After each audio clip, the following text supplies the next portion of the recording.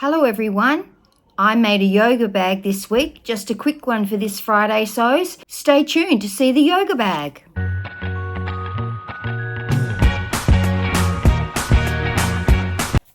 I'm Deb and this is DB Designs and Sewing Australia. Welcome to all my subscribers and welcome to any new subscribers. I really need to say a big thank you to all those who have donated to my Ko-fi account to buy me a coffee. I'm very grateful and the money will be put to great use, looking at new equipment as we speak. My husband and I have been out all day shopping, not for anything for me, but for a new mattress, and jumped on every bed in the bed shop. So thank you very much for those who have contributed to my Ko-fi account. I really, really appreciate it. Now today, I was making this by Annie's pattern. It's still got the price on it. Yoga bag. But I was making it for my sister and she had very specific specifications. And so I actually made it much, much bigger than that one. Quite frankly, I think it'd be a fabulous weekend bag. And my husband went, I dare you to get all of your stuff in there for a weekend. I think it'd just be an overnight bag for you, Deborah. But this is a yoga mat, and her yoga mat, I think, is bigger than this when I measured it. And so it fits really easily into the bag. Now, she didn't want to, when she goes to yoga, have to re-roll her yoga mat because she hadn't rolled it up tight enough and it doesn't fit. So there is plenty of room in this bag. So I will insert photos. And it's got the dual zip on the top, so you can zip them both to the center. You can zip it all to one end if you want. Depends how you want to set up your bags. And it's got handles. Now, she did not want the strap that came from the very ends and went over your shoulder. She just wanted short straps that she could hold it and it wouldn't touch the ground, because she's probably under 5 foot by now. Or she can just sling it on her shoulder like that. So really, really happy with how this went. Now, even though you probably can see some indentation, I wouldn't really call it quilted around it. I free sewed around all the buildings. Now, my sister chose this Paris fabric, as she's a person that likes to go to Paris every couple of years. And so I went around all the buildings, the balloons, the lamppost, the Eiffel Tower, the Arc de Triomphe.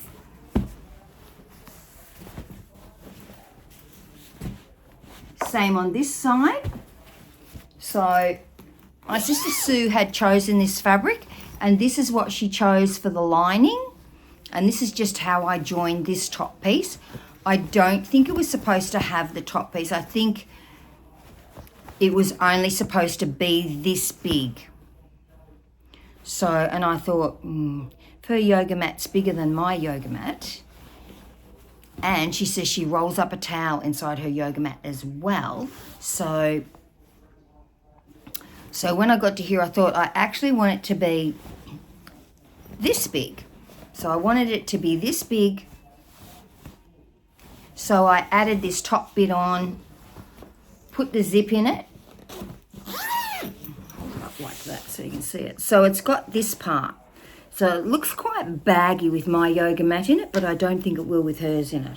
So I think, and it has got end pockets. So each end's got pockets. I asked her if she wanted special water bottle pockets, and she said no. She carries her water bottle in her hand and she just has her keys and her phone.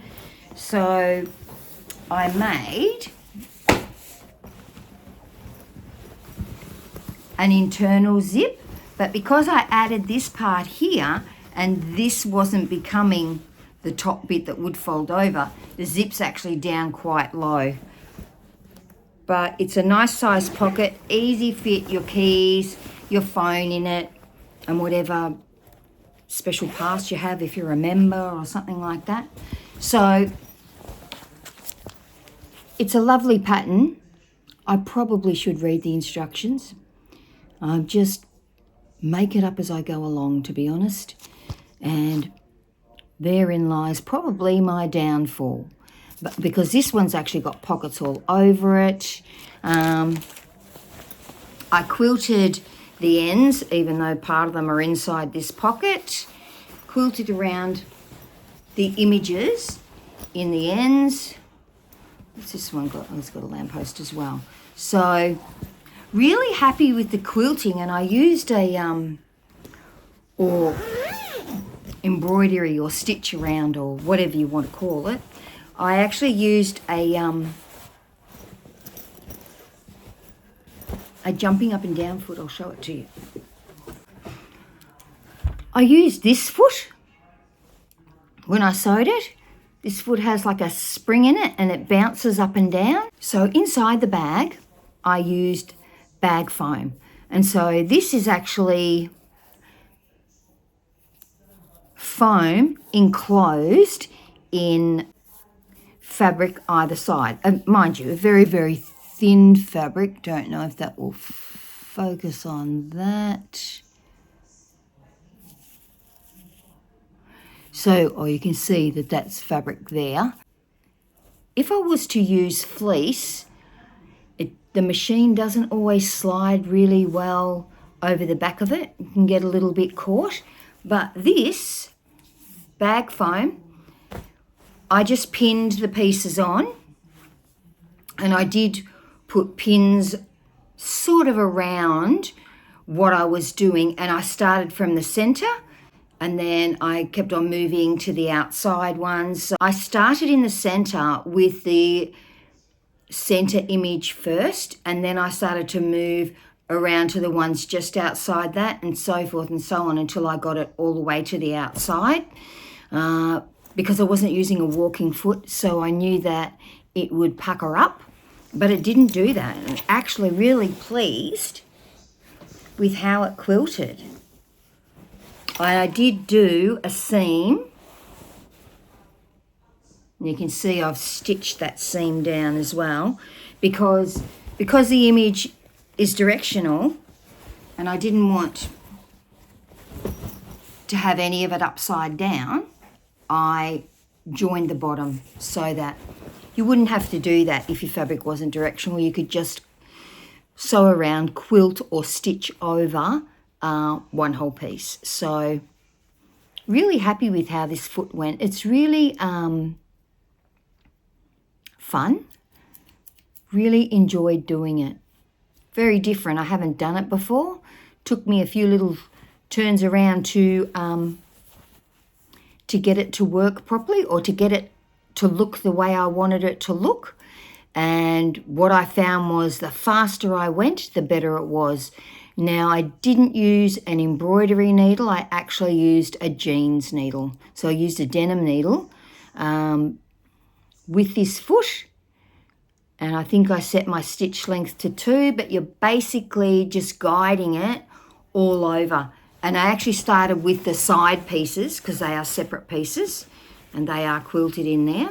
So I started with the side pieces and did those first because they were easier to do. The only thing I had to be careful of was you've got a whole big piece of foam and it's under your sewing machine, and then you need to get to another bit and you can't get there. And some of it I had to roll up and put it under the throat of the machine so that I could get to pieces that I wanted to get to. But all in all, it was really a fun project. I don't know that I'll be rushing into bag making. I've made lots of bags before, but they don't usually have a zip. They're usually like open shopping bags. I've made heaps of open shopping bags, but this one was a little bit more complicated. As I said, I should probably have read the instructions, but as it's me, I don't read instructions really. I started to read them and I thought, oh, this makes no sense. And so I wasn't really patient enough to read all the instructions back to front. I probably could have looked online. It's probably got a tutorial. And then when I got to the top, I thought I don't want to actually pinch those together, which I could have done. I think I would prefer to make a top. I did consider, I have got 2 zips. I did consider making a zip that pulls across and the whole large section zips back. But I thought, I don't think that's what she wanted. So made to my sister's specification, quilted the straps. As you can see, they just did those in long lines. Really, really happy with it. And that's all I've made this week, except for the pattern testing thing, which took